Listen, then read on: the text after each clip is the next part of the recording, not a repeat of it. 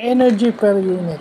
So, ito yung may kinalaman sa kuryente o sa krudo.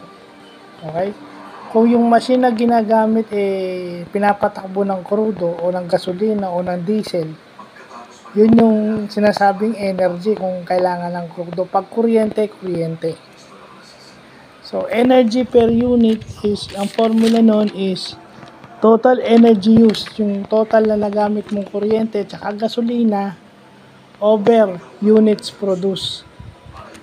Ratio nung nagamit mong kuryente o crudo over total units produced. So may ganyan. Sa lean manufacturing, meron pala niyang energy per unit na yan. So yan yung mabuting nalalaman natin ngayon. May factor talaga yung kuryente at crudo sa manufacturing. At sabi ko nga, kung ipapasok natin sa computer yan, knowing the formula, mas accurate yung ating computation. So, yun lang po.